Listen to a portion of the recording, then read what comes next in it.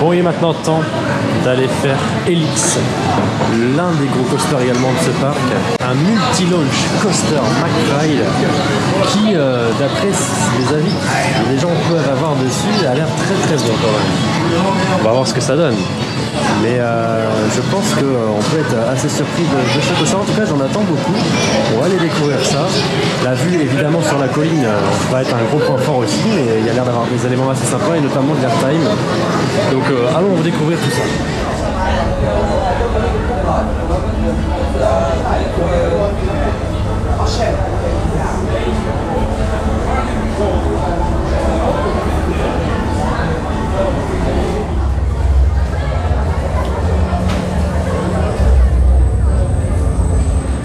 Cette file d'attente avec cette musique, c'est très simple finalement, très épuré mais bougrement efficace. Il y a un petit côté labyrinthe aussi. C'est vraiment très stylé, je trouve.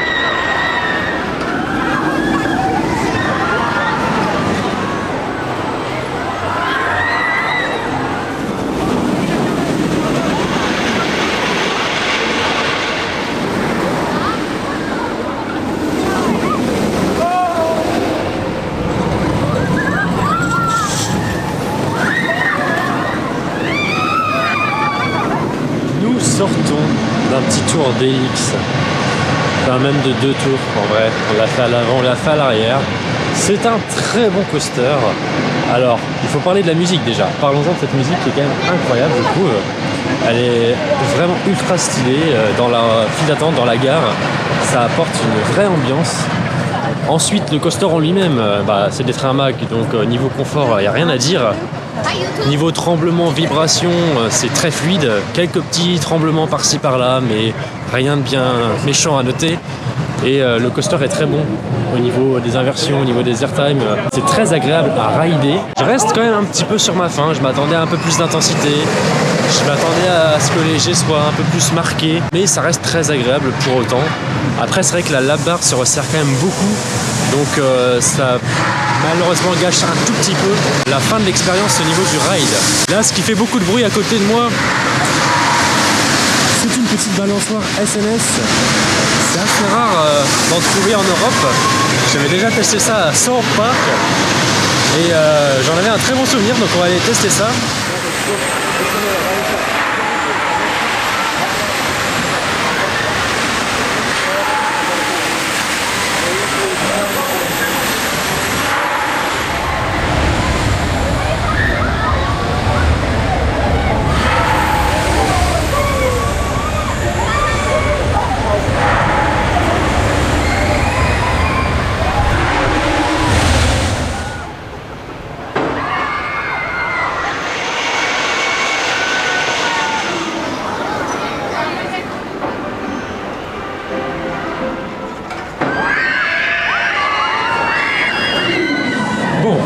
à côté d'Helix Atmosphere, qui est une tour de chute Intamin qui a été un petit peu reconfigurée en quelque sorte, parce qu'il me semble qu'à l'origine c'était une tour d'observation. Alors la chute en tant que telle est très sympathique. On a une belle hauteur, belle vue évidemment sur le parc, vue qu'on peut s'obstruer parce que la tour propose aussi un mode VR. Alors on l'a testé, c'est plutôt sympa. Après ça reste pas dingo non plus, je suis pas fan de la VR, vous le savez. Voilà. Bon, le film est intéressant, il y a un côté assez sympa, une petite recherche, c'est plutôt cool. Mais ça reste très classique et ça vaut clairement pas la vue en réel qu'on peut avoir, qui est tout aussi impressionnant. Et ça nique encore une fois aussi le débit. Moi, mon casque il a bugué au début, ils ont dû le reconfigurer, ça a fait perdre facile 1 ou 2 minutes, enfin bref. Le débit d'ailleurs sur cette attraction, que ce soit avec VR ou sans VR, parce qu'il n'y a pas forcément des tours avec de la VR à chaque fois, est pas dingo. Je n'ai pas à me plaindre des opérations du parc qui sont vraiment excellentes, sauf sur cette attraction où ça mériterait d'être quand même un peu plus rapide, un peu plus efficace. Sinon sur les autres coasters, autres attractions, il y a les opérateurs qui sont là en nombre, ils sont très sympathiques et ça tourne très très bien. On prend maintenant la direction d'une zone qui est beaucoup plus axée famille-enfant. C'est une zone, il me semble, qui est en effet sur la mascotte du parc. Toujours dans un univers un petit peu scandinave en termes d'architecture, mais un peu plus cartoonesque et enfantin pour coller à l'ambiance de la zone. On va découvrir un petit peu les attractions qui s'y trouvent. Je sais qu'il y a un Dark Ride notamment qui m'a l'air assez intéressant.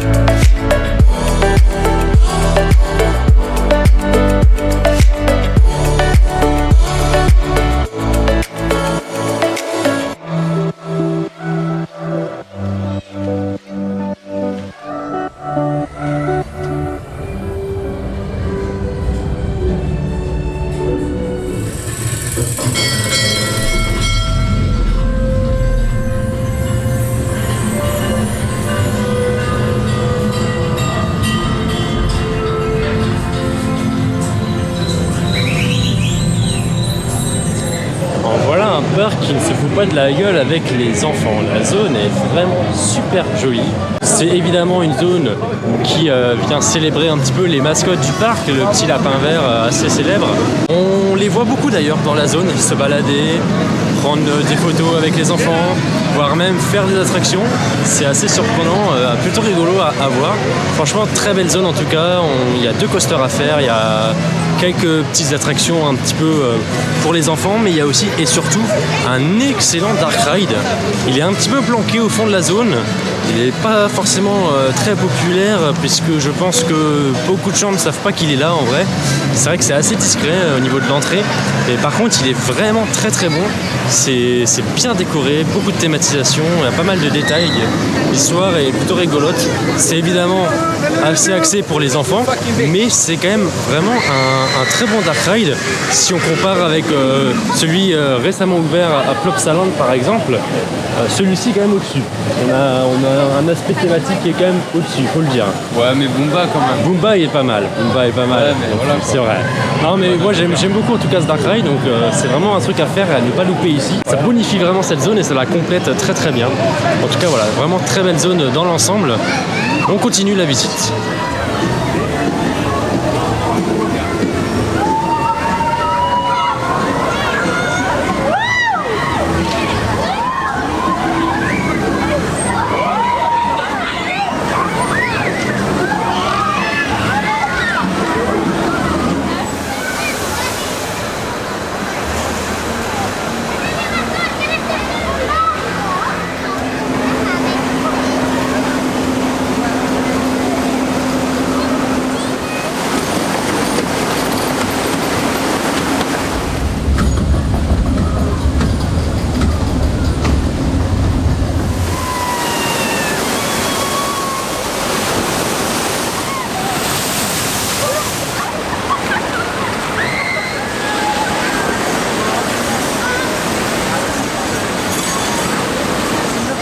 Google nous a promis de la pluie, bah Ouais, voilà. c'est Elisberg qui nous l'a donné. La pluie, on l'a eu avec le Flume. Flume très sympa, un petit peu à l'ancienne quand même, mais franchement cool, avec des interactions super intéressantes sur tous les coasters qui se trouvent sur la colline.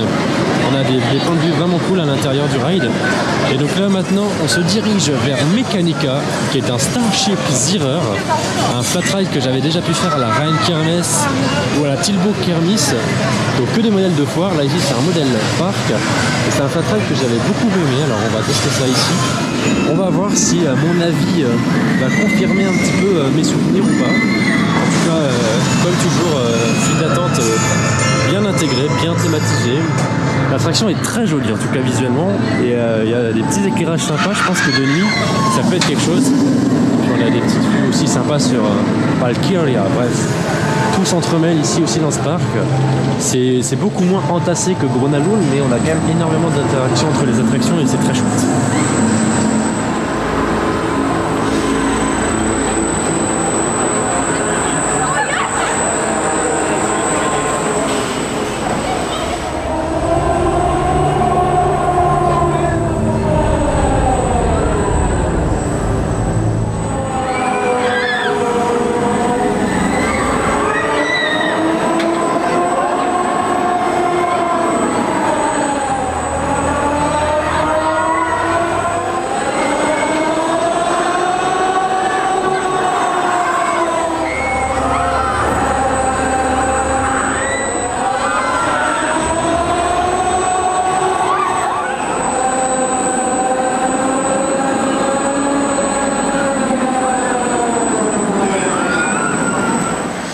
Petit à petit, la soirée commence, on va dire. La luminosité autour du parc diminue un petit peu.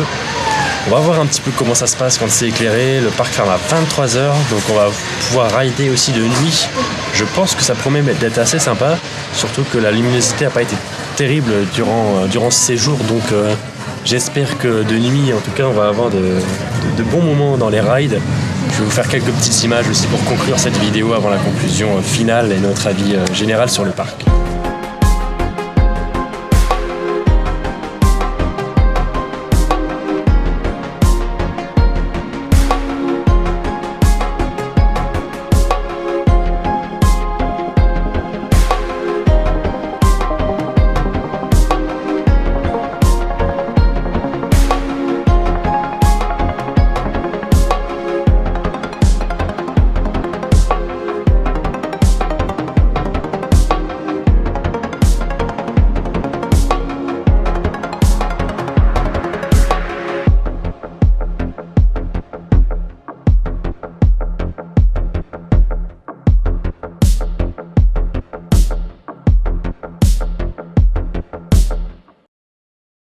Et voilà, ça y est, c'est l'heure de dire au revoir à Elisberg, c'est l'heure de quitter ce parc, c'est la fin de cette vidéo. On va quand même faire un bilan sur notre visite qui s'est déroulée donc en 2 jours. Que dire sur ces 2 jours à part que c'était incroyable. Le parc a un cadre excellent, l'ambiance y est dingue.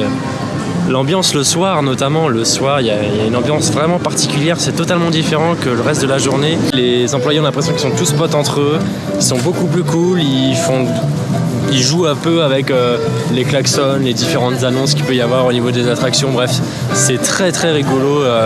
Enfin voilà, on s'y sent bien dans ce parc. C'est vraiment le parc par excellence où juste on s'y sent bien, tout le monde est cool, il n'y a pas d'embrouille, il n'y a rien quoi, on est juste content d'être là. Et ça, c'est un pur bonheur en tant que visiteur de se sentir apaisé et à l'aise parce que les employés le sont également. Au niveau des attractions, on a quand même un trio qui se dégage en termes de coaster avec Helix, Balder et Valkyria. Alors Helix, j'avais des réticences au tout début, mais plus on le fait, plus on l'apprécie quand même. Et on se rend compte que c'est quand même un excellent coaster, qu'il est quand même assez intense, notamment le soir. Et au premier rang, c'est une expérience de nuit au premier rang. avec l'éclairage des trains, il y a un délire, il y a quelque chose, c'est vraiment très sympa. Balder, vraiment très bonne surprise, je m'attendais pas à autant d'airtime, mais c'est vraiment une vraie machine à airtime, et on a des airtime différents, des floating et des éjectors, et donc ça c'est super chouette, ça s'enchaîne sans déplaisir. Valkyria reste un très bon coaster, mais c'est beaucoup plus classique. Après niveau flat, il y a aussi de très bonnes choses, il y a Loki, on a aussi la balançoire, je ne sais plus c'est quoi le nom, mais la balançoire SNS qui est très cool, donc vraiment des très bons flats au niveau des airtime, intégration au top évidemment à chaque fois, les zones un peu plus famille aussi sont très bien, le Dark Ride à ne pas négliger, clairement il est très très cool aussi. Bref, il n'y a que du positif, attraction aquatique également, maison hantée évidemment, on a refait le deuxième tour, c'était vraiment génial, bref. Il n'y a pas grand chose de négatif en tout cas sur notre visite, sur notre parc en termes d'attraction, on est vraiment sur le haut du panier, c'est très très qualitatif. J'imagine que ton avis il est à peu près similaire à tout ce que je viens de dire, mais est-ce que tu as d'autres choses à rajouter peut-être? Ouais, non, c'était vraiment une très belle surprise ce parc. C'est vrai que plus le temps allait, voilà, le plaisir est venu crescendo sur ces 2 jours-là. C'est vrai que le premier jour on a eu une météo pas terrible, on a eu pas mal de pannes aussi sur Helix, alors c'est vrai que par moment en fait on était un peu à l'arrêt, ouais, c'est vrai que des petits soucis, des petits détails voilà, qui nous ont un petit peu coupé un peu le plaisir, mais c'est vrai que là, surtout aujourd'hui, on a eu une météo un peu meilleure, et puis voilà, le cadre dans la nuit, où là tout de suite on en a plein les yeux, et c'est vraiment Helix, c'est une merveille à voir de l'extérieur, et puis même à se balader tout autour du parc, c'est vraiment un plaisir, donc voilà. Niveau opération aussi, ils ont été très bons, il y a des opérateurs en nombre, à part sur la tour de chute où c'est un peu lent, sur toutes les autres attractions c'est ultra efficace, les dispatchs, les débits, les opérations, tout est optimisé au maximum, donc ça c'est vraiment top. Et puis ouais, l'ambiance, encore une fois, l'ambiance est vraiment exceptionnelle dans ce parc. C'est un crève-cœur un peu de le quitter là, ça fait bizarre, ça fait drôle de dire que ça y est c'est fini, mais bon on reviendra évidemment. Ça fait vraiment partie des parcs je pense où on n'a qu'une envie, c'est de revenir quoi. C'est clairement, je pense que Olisberg fait partie du top 3 sans hésiter, du top 3 de mes meilleurs parcs, et pourtant il y a du niveau, c'est dire la qualité de ce parc, et c'est dire aussi l'envie déjà que j'ai de remettre les pieds ici alors que j'en suis même pas encore parti. Bref, merci à tous d'avoir regardé cette vidéo jusqu'au bout. J'espère qu'elle vous aura plu. Avec la météo, c'était pas évident de vous faire des belles images. J'ai essayé de faire du mieux que j'ai pu. Merci en tout cas d'être resté jusqu'au bout, d'avoir regardé aussi cette conclusion jusqu'au bout qui est sûrement un petit peu longue. Merci de votre fidélité. N'hésitez pas à vous abonner si ça n'est pas déjà fait. Et allez voir les autres vidéos aussi des parcs suédois qui sont déjà sortis sur la chaîne. Allez, à très bientôt pour de nouvelles vidéos. Salut!